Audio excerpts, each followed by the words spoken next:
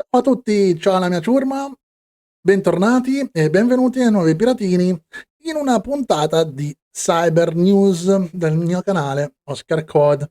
Dunque, prima di tutto c'ho un cappello nuovo arancione, come vedete, dell'Inter firmato e dato dall'Inter Store di Milano. Questo cappello lo indosso oggi per festeggiare ovviamente le vittorie dell'Inter sia in Coppa Italia che nella Serie A. 21esimo scudetto originale, Inter Store di Milano. Attenzione, perché vi sottolineo questo, state tranquilli, poi lo giro così il logo non si vede dopo la sigla. Perché vi dico questo? Perché se state seguendo il mio canale sapete che nei prossimi giorni, come ho anticipato negli scorsi video, sto preparando un video sulla pirateria, un video documentario sulla pirateria che durerà anche 40-50 minuti, molto bello, che ripercorrerà la storia della pirateria. E oggi parliamo proprio nel nostro Cyber News di pirateria informatica e di quello che sta succedendo un po' nel mondo, e vediamo anche dopo da quale parte del mondo stiamo parlando. Oggi quindi facciamo un salto nel presente e guardiamo cosa sta succedendo ora nel 2026, perché da una parte c'è una nuova ondata di maxi blocchi contro i siti di streaming pirata. Abbiamo l'India, gli Emirati Arabi Uniti e il Kenya, con centinaia, anzi migliaia di domini colpiti in poche settimane. Dall'altra parte c'è un pezzo di storia importante, la prima convenzione ONU sul cybercrime e l'uso sempre più massiccio dell'intelligenza artificiale sia per combattere la pirateria, sia purtroppo da parte dei criminali per potenziare attacchi e truffe. Ecco, è bene anche fare una divisione di queste cose, pirateria e hacker o comunque criminali informatici, anche se tutte e due bazzicano nello stesso insieme di criminalità informatica, sono due cose diverse. La pirateria è una cosa, gli hacker e i criminali informatici che fanno azioni sono un'altra cosa. Quindi l'idea oggi è proprio questa, vedere come la guerra alla pirateria si stia spostando sempre più su tre fronti: il DNS, l'intelligenza artificiale e la cooperazione internazionale. E quindi alla fine ci chiederemo una domanda ovvia: chi sta vincendo davvero? Ora, sigla, mi giro il cappellino così non vedete più il logo dell'Inter che ieri ha vinto, ieri abbiamo fatto festa a Milano. Sigla e torniamo qua a Cyber News. Ciao! Il digitale non dorme mai, ma noi sì. Pronti a scoprire cosa c'è di nuovo nell'ombra? Breccia nel sistema. Partiamo dall'India, come abbiamo anticipato prima, perché da lì è arrivato uno dei segnali più forti di tutti. Nella seconda metà del 2025 e poi con effetti concreti nel 2026, alcune tra le più grandi piattaforme del mondo, tipo Netflix, Disney, Warner Bros., Apple e Crunchyroll, si sono presentate tutte insieme davanti all'Alta Corte di Delhi per chiedere un'azione dura contro i siti di streaming pirata. Non stiamo parlando di 2 o 3 portali messi su alla buona così, ma di oltre 150 siti tra streaming e torrent, compresi nomi molto noti nel mondo della pirateria come 1337X, F-Movies, Yflix, Cuevana e altri brand che girano da anni nelle ricerche e nei gruppi social. L'idea delle major è stata chiara: non limitarsi a chiedere il blocco dentro i confini indiani, ma colpire l'infrastruttura alla radice, cioè i registri di domini, Namecheap, GoDaddy, Trueco's ed altri, persino alcune autorità di domini nazionali come quella di Tonga per i domini.to. La Corte ha emesso quella che è stata definita una Dynamic Plus Plus Injunction, una specie di super ingiunzione che non blocca solo il singolo dominio, ma autorizza a fermare anche i mirror, i cloni e i nuovi domini creati per aggirare il blocco. In pratica, se oggi chiudi Fmovies 1, domani qualcuno registra Fmovies 2 o Fmovies XYZ e la stessa ingiunzione permette di colpirli tutti subito senza ricominciare la causa da zero. Dal punto di vista tecnico, gli SP indiani devono bloccare l'accesso a questi siti, mentre i registrar hanno 72 ore per mettere i domini sotto lock e sospenderli e, dettaglio non banale, per consegnare alla corte i dati base degli intestatari, nome, contatti, log IP, dati di pagamento e così via. Per l'utente finale tutto questo si traduce nel classico scenario: un giorno il sito funziona, il giorno dopo DNS error, sito irraggiungibile. Per i pirati invece significa doversi spostare continuamente, cambiare domini, giocare alla talpa con i mirror e spesso doversi appoggiare a registri o infrastrutture sempre più marginali. Qualcuno può pensare, come in Italia con la Gcom. Il fatto che in Italia ci sia la Gcom la dice lunga, perché a Delhi l'alta corte di giustizia di Delhi, cioè stiamo parlando di una giustizia che funziona e che va come dovrebbe essere in Italia, invece in Italia abbiamo lasciato in mano a dei privati. È importante ricordare questo, perché quando una corte, un giudice esprime quel parere, è una corte che te lo sta dicendo, non è un insieme di società private che si organizzano per bloccarti. Sono due cose un pochettino diverse, anche se dalle stesse finalità. Adesso spostiamoci negli Emirati Arabi Uniti, dove la strategia è ancora più high-tech. Qui il governo ha lanciato un sistema chiamato InstaBlock, un centro dedicato al blocco rapidissimo dei siti che violano il copyright nei contenuti digitali, streaming, IPTV, broadcasting online. Solo nel primo trimestre del 2026 gli Emirati dichiarano di aver bloccato 13.667 siti pirata, con un aumento di circa il 400% rispetto allo stesso periodo dell'anno precedente. Dall'avvio del centro Instablock nel 2025 il totale dei siti bloccati supera i 47.000 domini, numeri che danno l'idea di quanto sia vasta la galassia della pirateria e quanto velocemente nascano i nuovi siti. La parte interessante per la nostra serie Cyber News è come funziona. Instablock usa strumenti di intelligenza artificiale per monitorare contenuti e segnalazioni in tempo quasi reale, analizzare violazioni e proporre il blocco immediato ai regulator che possono agire contro il sito appena viene confermata la violazione. È una sorta di SOC antipirateria automatizzato. La I fa da triage, correlazione e riconoscimento, e l'apparato statale colpisce molto più in fretta di quanto si potesse fare con un lavoro manuale. Tra l'altro, le autorità spiegano che il picco di interventi è arrivato durante il Ramadan, quando il consumo di contenuti video schizza alle stelle. Solo in quel periodo si è passati da 62 siti bloccati nel 2023 a oltre 5.600 nel 2026. Qualcuno potrà ancora dire, un po' come la Gcom. Stiamo parlando però, ricordiamoci che stiamo parlando però degli Emirati Arabi Uniti, non per fare della differenza inutile, ma non è che stiamo parlando della nazione più libera di questo mondo. Passiamo ora al Kenya, il terzo fronte di questa nuova crociata contro lo streaming pirata. Il Kenya. E qualcuno può pensare, il Kenya, ma chissà quanti... Il Kenya ha una regolamentazione contro i siti pirata.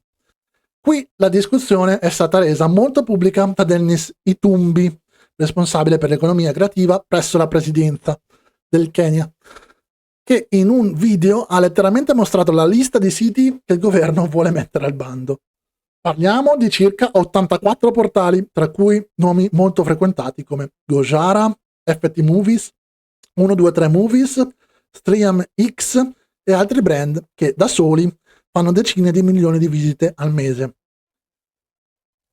Itumbi cita per esempio Gojara.co, che secondo i dati analizzati arriverebbe intorno a 2,9 milioni di visite al giorno, circa 28,8 milioni al mese. Numeri che per un paese in via di sviluppo sono devastanti per la filiera legale del cinema e delle serie. L'obiettivo dichiarato è proteggere l'industria locale, registi, attori, produttori che vedono i propri film comparire sui portali pirata a poche ore dall'uscita, senza nessun ritorno economico. Il piano prevede il coinvolgimento dell'autorità delle comunicazioni e di un comitato permanente sulla pirateria del Kenya, con una fase d'azione in cui i siti dovrebbero essere effettivamente bloccati e dove possibile perseguiti legalmente. Bene, qualcuno qua potrà ancora dire, un po' come ha fatto la Gcom in Italia, finalmente ci siamo. Ci siamo quasi, solo che stiamo parlando del Kenya. Quindi, anche qui, non uno dei paesi più liberi in questo mondo. Ma comunque è bene che si faccia qualcosa su questo argomento. Bene, mettiamo insieme un po' i pezzi. India, ingiunzioni dinamiche che colpiscono siti e registrar a livello quasi globale. Emirati Arabi Uniti, che usano l'intelligenza artificiale come arma per bloccare migliaia di siti in tempo reale. E il Kenya, che fa campagne nazionali mirate su decine di portali ad altissimo traffico. Dal lato succedono 3 cose. I siti storici iniziano a sparire o a diventare instabili, con continui cambi di dominio.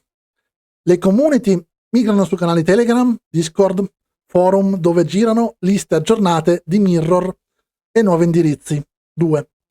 E il terzo,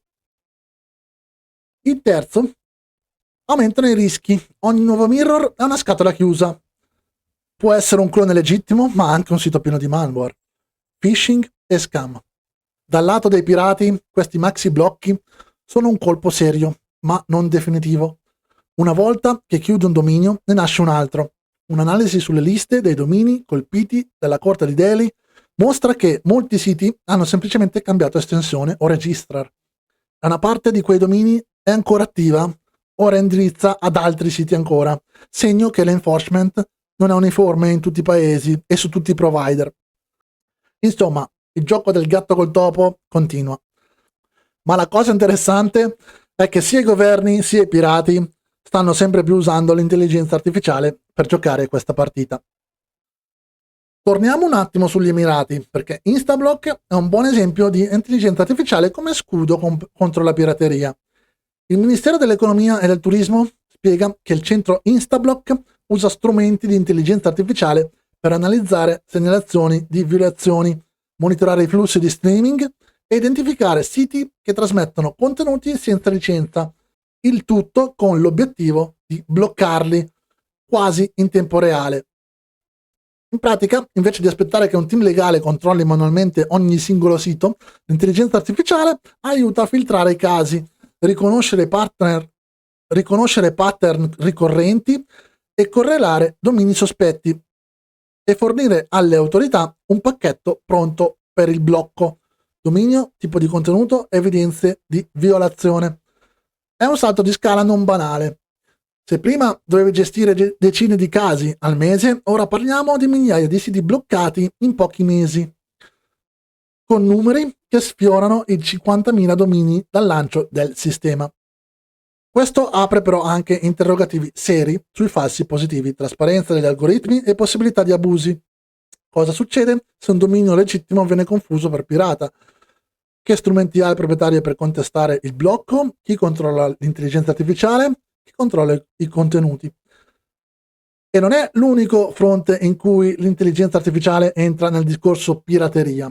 Anche nel mondo del training dei modelli di intelligenza artificiale si sta iniziando a tracciare una linea tra contenuti usati legittimamente e materiale preso da siti pirata, come ha mostrato una sentenza degli Stati Uniti, in cui il giudice ha distinto fra l'uso trasformativo dei libri per addestrare un modello e il fatto invece di scaricare milioni di opere da siti di pirateria, considerato non coperto dal fair use. Mentre questi blocchi vanno avanti, a livello internazionale è successa una cosa storica, di cui non si è parlato tantissimo in questi giorni. La nascita della prima convenzione ONU contro il cybercrime, spesso chiamata anche Hanoi Convention. La convenzione è stata adottata dall'Assemblea Generale delle Nazioni Unite nel dicembre del 2024 ed è stata aperta alla firma il 25 ottobre 2025 ad Hanoi, in Vietnam, appunto, durante una cerimonia ad alto livello organizzata con l'1DC. Decine di paesi, oltre 70 al momento dell'apertura, oggi circa 70-75 firmatari, hanno già firmato e il trattato entrerà in vigore quando almeno 40 stati avranno ratificato ufficialmente, con entrata in vigore 90 giorni dopo, il 40° deposito. Che cosa fa concretamente questa convenzione? È il primo trattato globale sul cybercrime che fornisce ai paesi un set di strumenti comuni per prevenire e contrastare reati commessi con sistemi informatici, dal malware al ransomware, fino ai crimini tradizionali potenziati dal digitale, come riciclaggio, frodi, traffico di droga o esseri umani. Mira inoltre a migliorare lo scambio transnazionale di prove elettroniche e la cooperazione investigativa, proprio perché i criminali possono agire da un paese e colpire vittime in un altro paese in pochi secondi. L'1DC sottolinea che la cybercriminalità ha alcune caratteristiche che la rendono diversa dal crimine tradizionale. Basso rischio fisico per i criminali, che possono colpire dal salotto di casa senza doversi esporre come un narcotrafficante. Assenza di confini geografici, con probabilità di scegliere il paese da cui operare in base alle leggi più deboli. Scala e velocità enormi, un singolo attacco può colpire centinaia o migliaia di vittime contemporaneamente.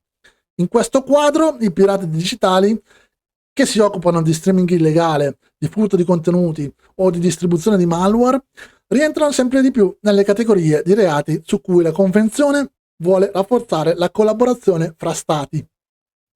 Fino a qui abbiamo visto l'intelligenza artificiale usata come scudo Instablock che blocca siti, strumenti legali che tracciano violazioni, cooperazione internazionale che prova a fare fronte comune.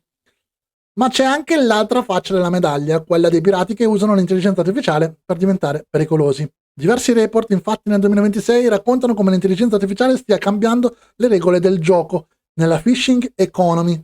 Un'analisi di Webroot parla di attacchi di phishing sempre più convincenti, con un'intelligenza artificiale usata per generare email credibili, imitare brand, automatizzare campagne su larga scala e personalizzare messaggi sulla base delle vittime. Un altro studio mostra che le campagne di phishing con malware sono cresciute di oltre 200% in un anno, con un'evoluzione verso gli attacchi polimorfici. Ogni mail e allegato appare diverso, anche se il payload finale è lo stesso, rendendo molto più difficile però il blocco basato su firme. Un rapporto recente che si chiama AI Driven Cybercrime and Mobile Security Threat Analysis del 2026 spiega come i criminali sfruttino l'intelligenza artificiale per creare app malevole, mascherate da strumenti di intelligenza artificiale, sviluppare remote access trojan, in gergo chiamati anche RAT per Android, più sofisticati, con funzione di controllo remoto che logging, intercettazione SMS, furto di credenziali e dati. Potenziali campagne di voice cloning e deepfake video usati per truffare vittime imitando dirigenti, familiari o personaggi pubblici. E nel mio canale vi ho spiegato come è facile utilizzare un sistema di voice cloning, per esempio. Oppure anche portare avanti attacchi di phishing, cioè phishing tramite QR code, spesso usato per deviare a siti fasulli che imitano login bancari e servizi noti. In poche parole, la stessa tecnologia che consente a Instablock di riconoscere un sito pirata in tempo reale consente anche a un gruppo criminale di sfornare migliaia di email perfettamente scritte, simulate come se fossero comunicazioni della tua banca o del tuo servizio di streaming preferito. Arriviamo qui alla domanda finale della puntata. Intelligenza artificiale contro i pirati e pirati che usano l'intelligenza artificiale. Chi sta vincendo?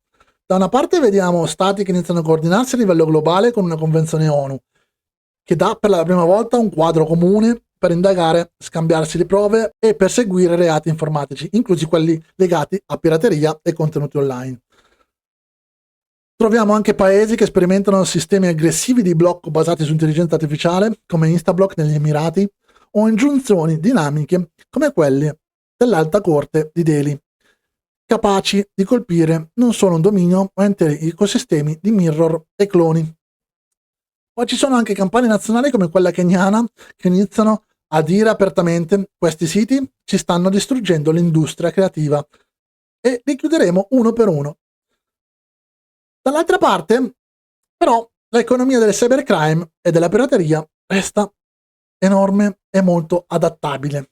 L'intelligenza artificiale ha abbassato tantissimo la barriera d'ingresso, permettendo anche ai criminali non pratici o tecnici di lanciare phishing, truffe, malware e campagne di social engineering di altissima qualità. I siti di streaming pirata continuano a nascere e rinascere, spostandosi fra domini, registrar e paesi che magari non hanno ancora ratificato o implementato pienamente regole rigide contro il cybercrime. E molto spesso, come abbiamo visto nei casi indiani, non tutti i registrar eseguono alla lettera le decisioni dei tribunali, lasciando in piedi una parte non trascurabile dei domini incriminati. Quindi, chi sta vincendo? La risposta al momento è che la partita è ancora apertissima. Ogni volta che la tecnologia spinge in avanti il sistema di difesa, i pirati trovano un modo per sfruttare quella stessa tecnologia a proprio vantaggio. Per noi come utenti la lezione è doppia. Io poi che sono un developer, queste cose le capisco, insomma, le capisco sia da un lato, perché perdo soldi io, se mi piratano un sistema, e le capisco anche dall'altro, perché comunque sono stato giovane anch'io, e queste cose le abbiamo viste tutti.